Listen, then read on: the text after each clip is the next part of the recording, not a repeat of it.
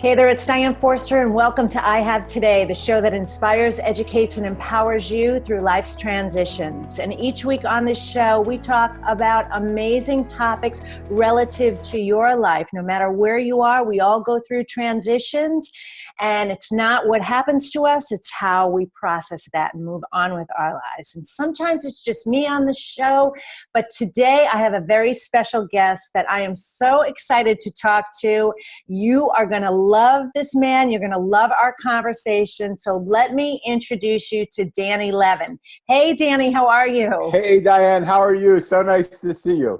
So nice to see you. I am so excited about this show. We could go off on a million topics. I know I'm going to have you on the show again. I could tell already just based on our pre-show conversation. So I'm excited to get into this. And what I want you all to hear out there is what our topic is going to be today, because it's going to be really interesting and introspective for you, and really an extraordinary opportunity to take a look within and look at yourself and how you are living.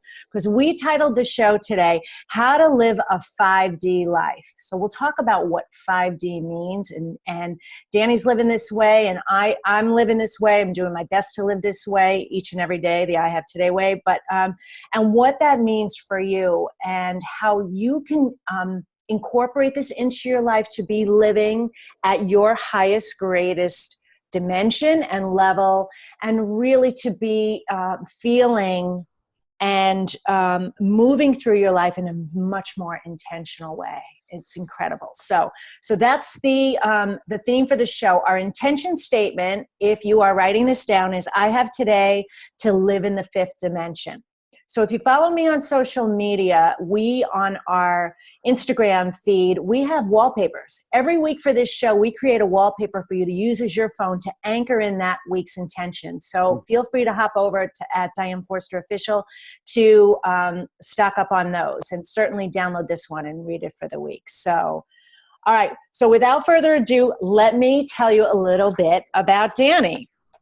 Daniel Bruce Levin walked away from a huge opportunity to work his way up from pushing a broom to running a billion-dollar business, to hitchhike around the world to find happiness and inner peace. His life has been dedicated to finding the peace and contentment that comes from truly knowing yourself. His mission has become holding the space for others to find that peace as well. One day away from being ordained a rabbi in Jerusalem, Levin left to come back to America. He opened a cafe and a bookstore in San Francisco, and then went to live for 10 years in a monastery in the foothills of the Sierra Nevada mountains as a monk. I can't wait to talk about that.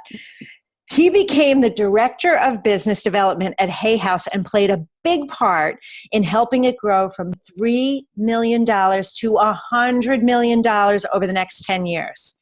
Levin is a rare blend of mystic and businessman. He believes it is his ability to see things from a different perspective that draws people and companies to work with him, and it's what brings him his greatest joy. He is the author of The Mosaic, a beautiful, amazing book. It's a beautiful fable that touches the heart and soothes the soul, but to this day, he feels he is not the author. He knows it was the characters of the fable that actually wrote this story. Wow. Danny, welcome to the show. I want to be that guy. Hey, you get such an introduction, boy. You get to look in the mirror. Isn't that a beautiful thing? Yes, do. Wow, I know. Wow, I mean, there are so many places for us to go. This is going to be such a great show, and I really want this to be an organic, authentic conversation, and let this flow, because I know that in this moment, living intentionally, what will come out is what the audience needs to hear, right? So, all right. So, tell us about a little bit about you and your story of what has transpired to make you this unbelievable mystic, businessman, creator of the Mosaic, and doing all the work that you do. Thank you so much. You know, they say a lotus flower grows through the mud. and then pushes through the mud to become this beautiful flower. In some ways, I'm a lotus flower. I don't know that I'm the beautiful flower yet, but I've pushed through a ton of mud. The earliest moments of my life were beautiful moments. I had a mom and dad who just loved and adored me. I didn't grow up abused. I didn't grow up, hated. I grew up in a family that just loved each other. The only problem was they didn't stay around long enough. My dad passed away when I was 13, and he was my hero. Wow. And my mom passed away 2 years later on the same day, July 4th, at 15. And so all suddenly, as a 15-year-old, little naive, innocent kid, I didn't have my parents anymore. Wow. And it was only in writing the Mosaic that I realized the story of my life really unfolded, because the Mosaic is really a parabled version of the story of my life. It's about a boy who loses his parents 2 years apart on the same day. And when he asks the adults where his parents are, they tell him they're in a place called heaven. So he sets out in search of the place called heaven. Well, I didn't realize I was setting out in search of the place called heaven when I was 15. What I was looking for is, there was a picture I had from my bar mitzvah growing up Jewish of my mom and dad holding me from behind. And the pride that was in their eyes, holding me and loving me, was that unconditional love that every parent has for their kid. But these are my parents, and this was the unconditional love for me. And it was that love that I was looking for, that place that unconditionally, no matter what I did, no matter what was wrong, no matter what happened, I could come home and they would love me. And so I set out in search of that love. And the people that I met were not the holy men and the rabbis and the ordained ministers and the priests and the swamis and the gurus. They were simple, ordinary people. And what I found in sitting with those ordinary people is that when I came up to them, I had one of who they were. And after I sat and listened to them, I completely different understand who they were. And it happened so many times, over and over and over and over and over again, that I started to think that the world I see is not the world that is. It's just the world that I see, because I had proof in front of me. The people that I was looking at were 100% not the people that I thought they were. And I remember looking to the right and watching a monk unzip the sky. And he invited me into a parallel reality where I met the wise one. And the wise one was the keeper of the Mosaic. He was in charge of all the pieces. And he gave me an experience of the oneness of the Mosaic all coming together. And in that experience, I was like, oh my God, none of this world is what I thought it was. We're all connected. We're not separate. Right. And as soon as I had that thought, I woke up lying down on the street next to a street artist who was building mosaics on the street with broken pieces of glass. And I wondered, how in the heck did I go from there to here? Yeah. And I'll stop there because I want people to be able to read the story. It's available on Amazon. They can get it. And, I would like them to read it and then talk to me about what they think. That's so beautiful. And yes, we are going to have a link for the book here in the description section, whether you're watching this on YouTube or on my website at dianeforster.com and on the podcast as well. It's all going to be available for you to get this book, The Mosaic. You guys got to get the book. Thank you so much. Yes. So fascinating. Wow. So, well, first I want to, let's connect this 5D for people and let them understand what is your definition of living 5D? Because you even said it here, 5D personality. I love this. So you're a rare blend of mystic and businessman. Yeah.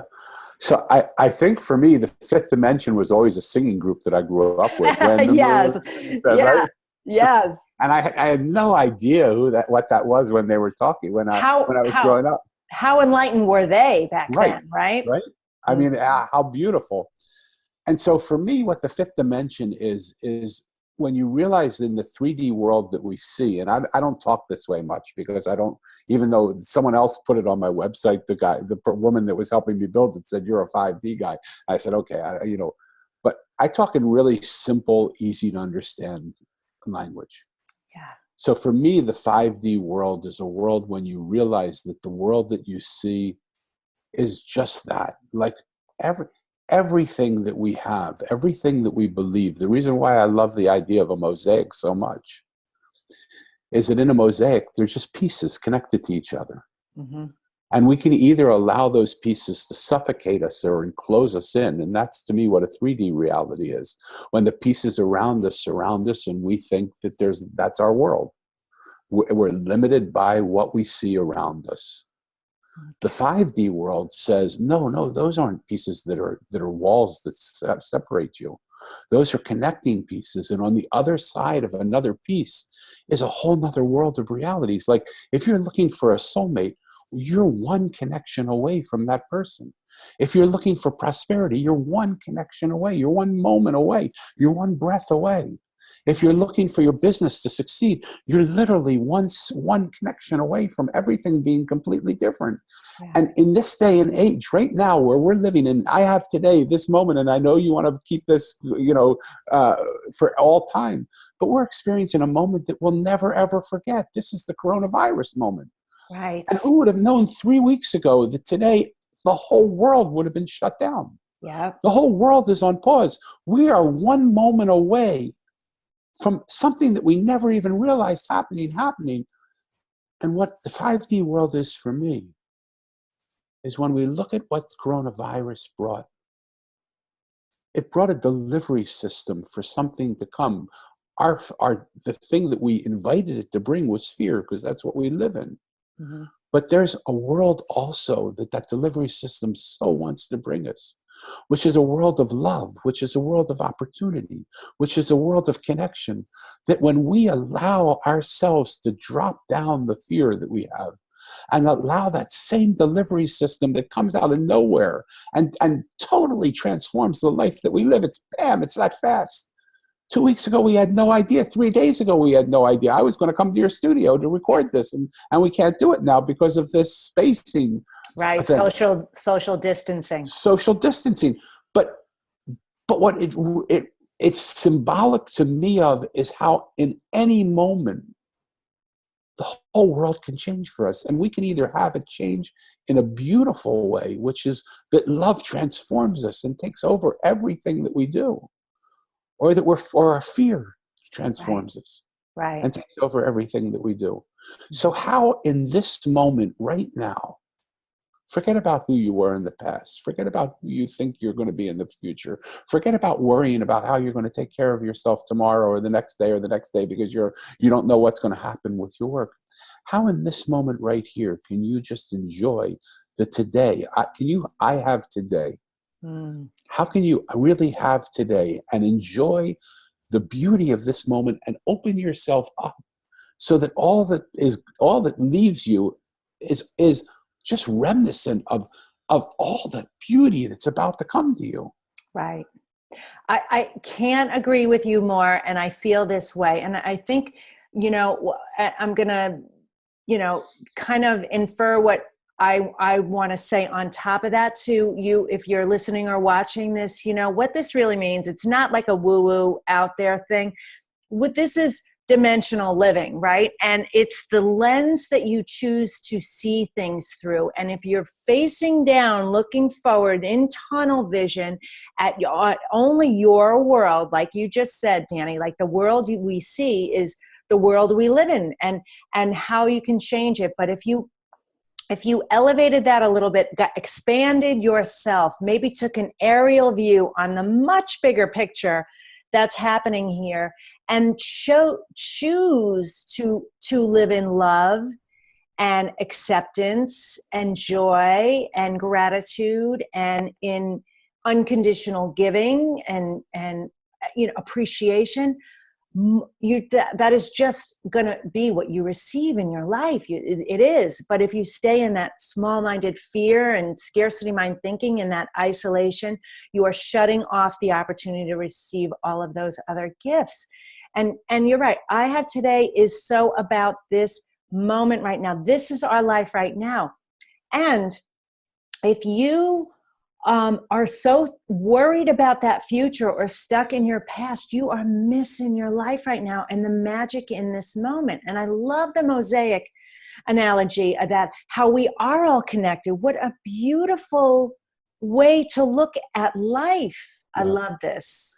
So the slight reframe that I would do, and it's not because what you're saying is wrong or not good, or it's just I see it slightly differently. Yeah. How do you see it? Is that when you realize there are other dimensions that you can dance in just as easily as you dance in this dimension, when you contemplate for a moment, like my book was just a simple book about normal, ordinary people, and all of a sudden, this thought came to me, or this character came to me, of a monk who literally unzipped the sky and invited me into a parallel reality. Well, what the heck is a parallel reality? That has nothing to do with this simple garbage man or a waitress or a juice man. Like, where in the heck did another reality come in? Why did it introduce itself?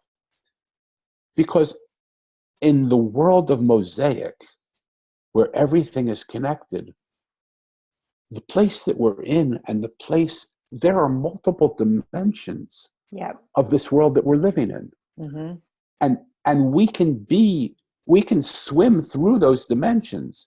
If we're feeling low down now, there's nothing bad with feeling low down. There's no reason we should feel guilty about it. We all go through it.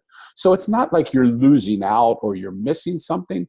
It's just, if you're tired of feeling that way, if you no longer want that, if you want to feel better and the dimension you're in is not allowing yourself to do it, see what would happen if you allowed the sky to unzip.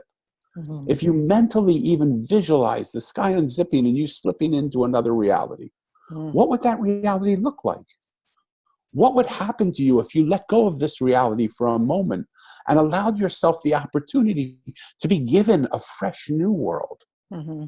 What would happen to you? Right. I work with someone who works with people that are struggling with money. And she just says, just let go of all of this belief system that you have. Just empty it all up, swipe it right, and just allow this fresh new energy to come into you. Yes. What would that energy bring? You don't have to know how your bills are going to get paid. You don't have to know where it's going to come from. You just have to get out of the way of doubting that it's possible. Just know, put your request out, and just know that it's going to come to you. And that's the 5D world, that this world is here in a world of benevolence and helpfulness and kindness to help us through our lives, not to torture us. Exactly. I love that. And that's how I live too. Let go of the fear and have the faith, let go of the doubt and live in determination. Let go of the worry of how it's, and be open to the wonder of the magic. And that it is, like you said, you're one relationship away, or one moment away, or one experience away from truly everything that you want. The entire world, the universe, the gifts is all there waiting for you. I love this. So when we have that philosophy, what it allows us to do is it allows us to look at the interactions we're having. This interaction right here. Yes. We might be just doing a podcast. Right. But there might be something else that's happening that's been waiting for us to find each other forever. That when we're open to the possibility that we don't just get off the phone, and we open up the possibility that something more could be wanting to happen through that we invite those in. And if we walk into a wall, so we walk into a wall. We just turn around and walk out and walk into the next open door. Right. Right? Right. That's the way life becomes so exciting. But if we sit with like coronavirus and think, oh my God, how will I ever do it? Because I'm unemployed now. I won't be able to go back. My job is closed. I can't even go out and meet people. I can't speak to people. I can't go out. How will it ever happen? You'll sit and worry, because that's the world you'll create for yourself. Yes. And if that's the world you want, go for it. Like, there's nothing wrong with that world. Right? You can have that world. We are incredible manifestors. Yes. We just manifest our fear. What I want to do is invite people to manifest from a place of love.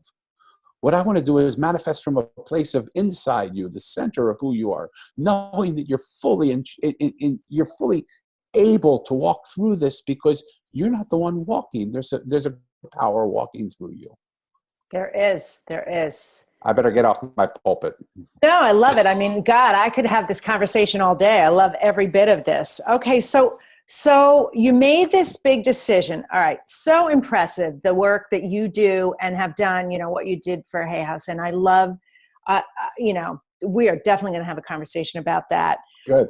But what was the deciding factor for you that made you, make this pivot and this reinvention? I know it's the story, but was there a deciding moment? Yeah, I think.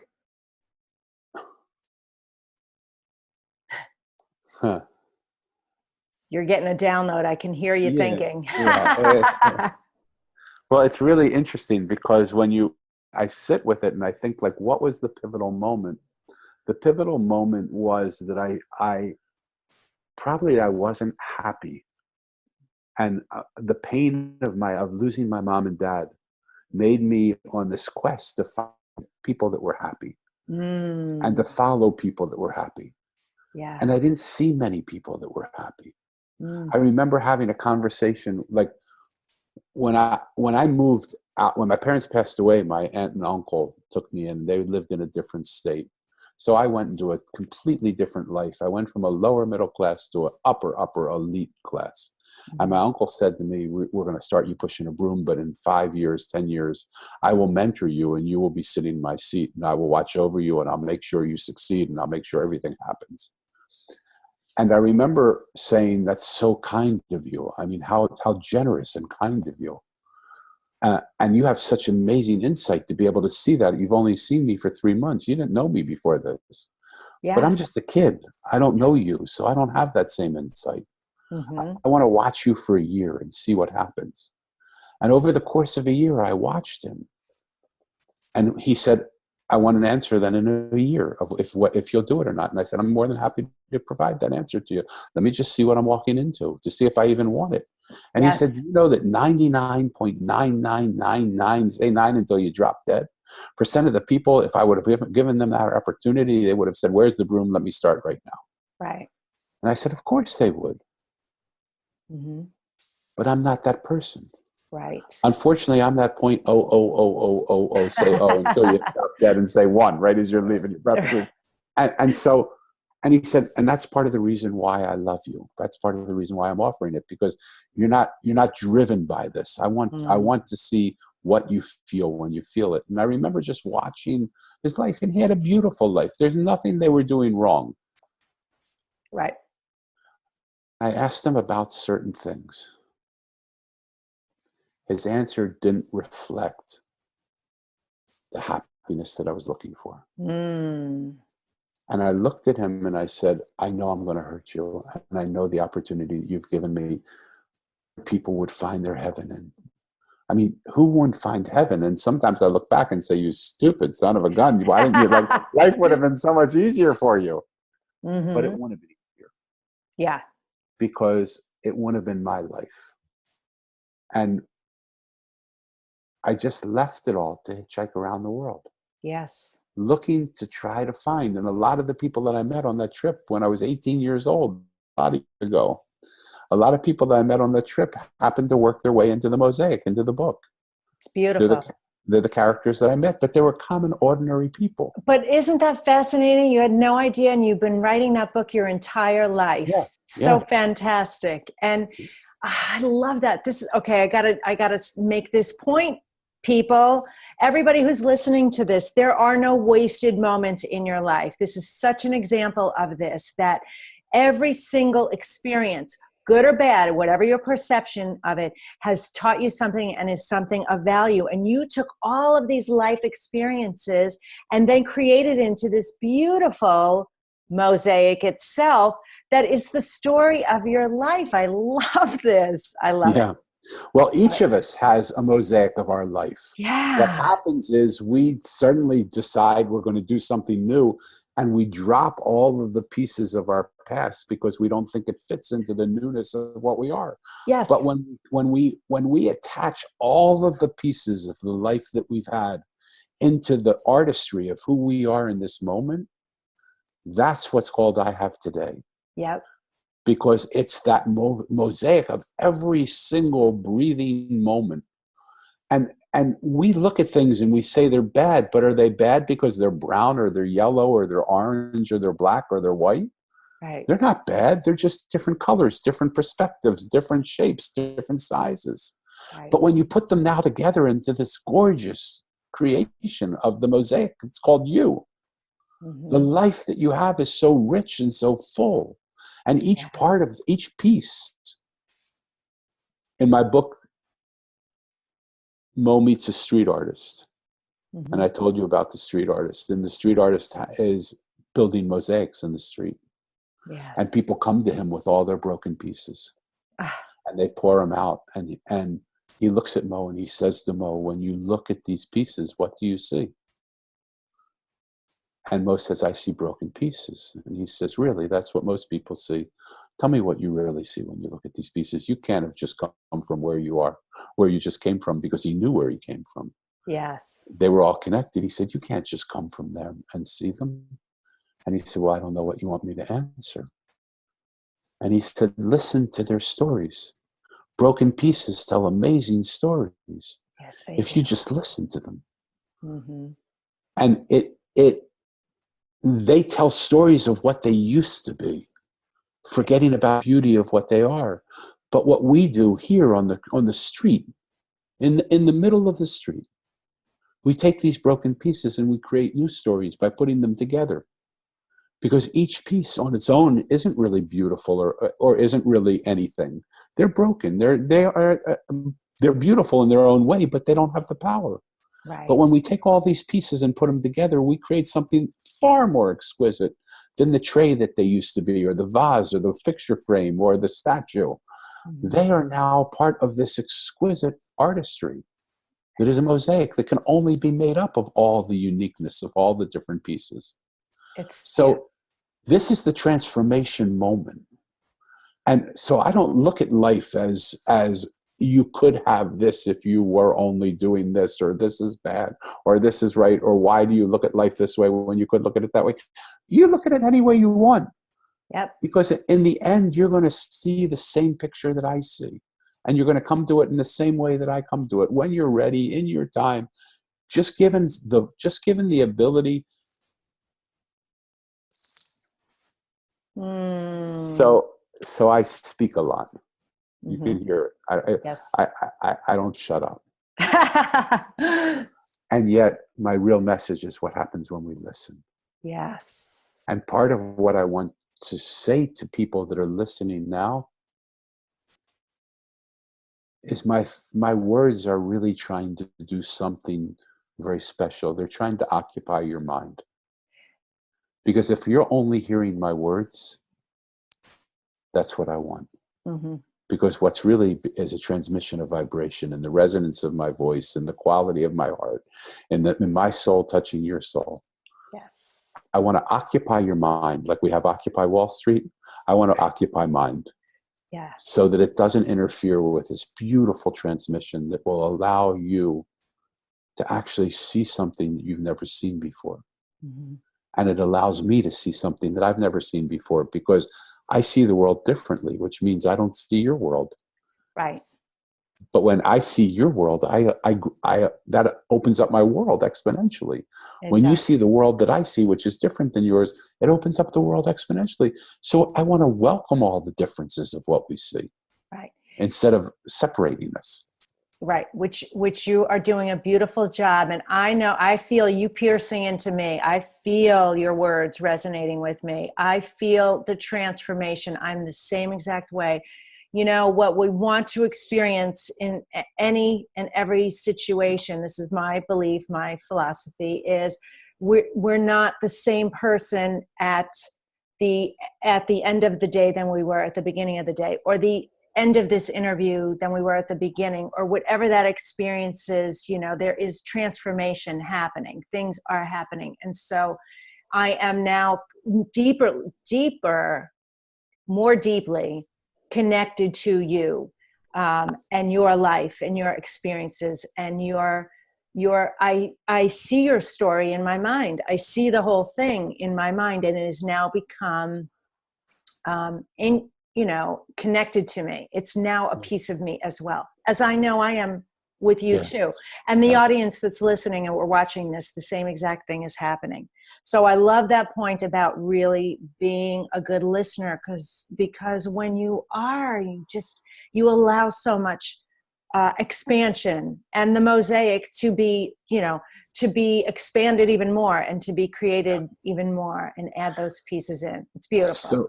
So I think what happens is the more we connect with each other, Mm-hmm.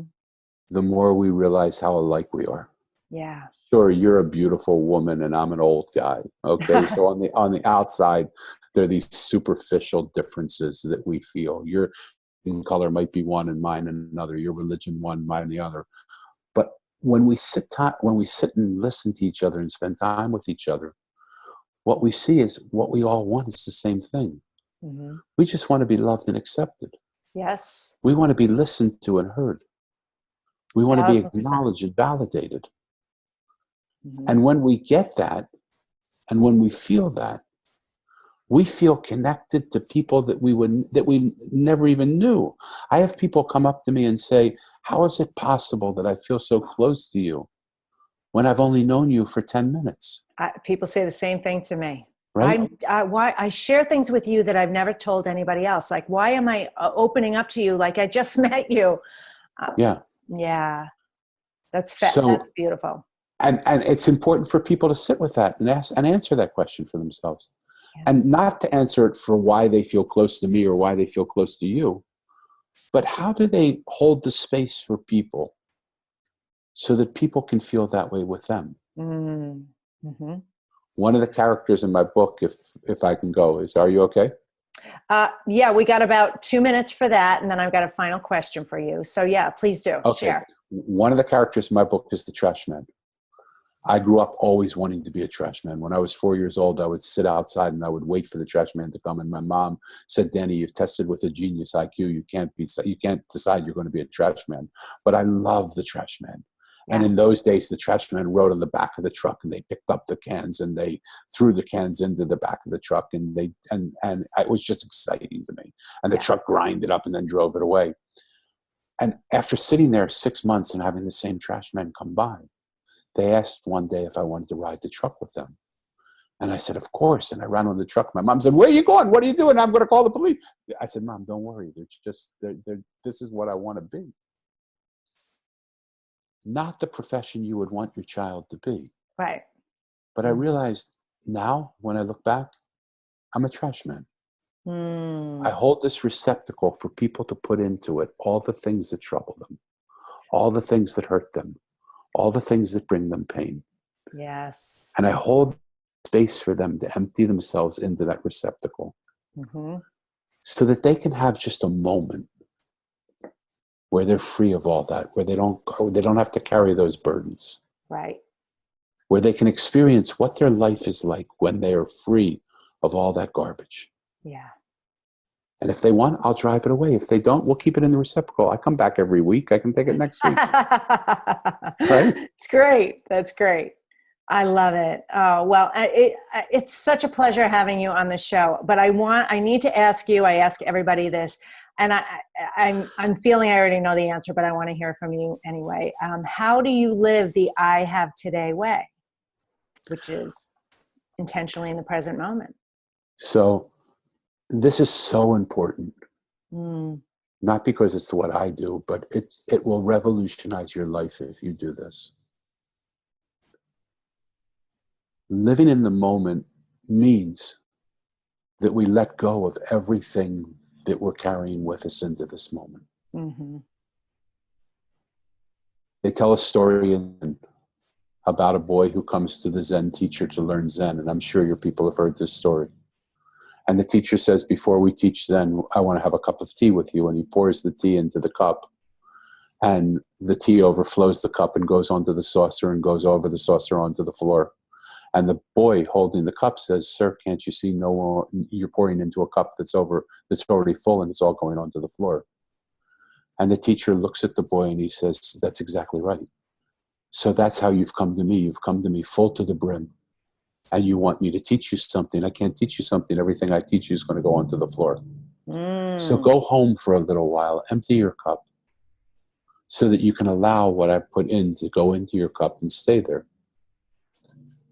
We need to empty our cup, especially in this moment of coronavirus, especially in moments when we feel fear. We need to just allow ourselves to let go of everything that we feel to make space for this fresh new energy, which is this moment, to come into our life and literally transform us. Yeah. That's what happens when we connect to this moment. We let go of all the past. We let go of all thoughts of the future, and we just become open to what this universe wants to give us. And we know that it's a kind, benevolent universe that will give us more than we could ever dream possible. So when we do that, life completely alters.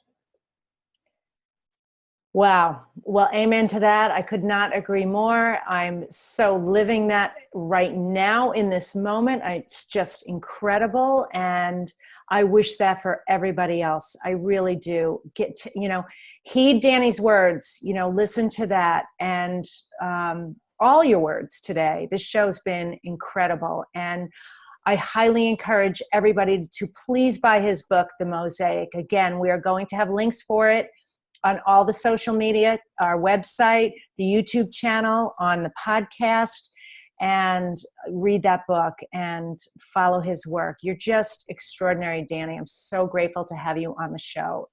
And I know we're going to have further conversation. Thank you so much. For anybody who's interested and doesn't think they know how to let go, I would be happy if they email me through you or through me directly to send them the Trash Man meditation that I created. Okay. So can they go, what's your website?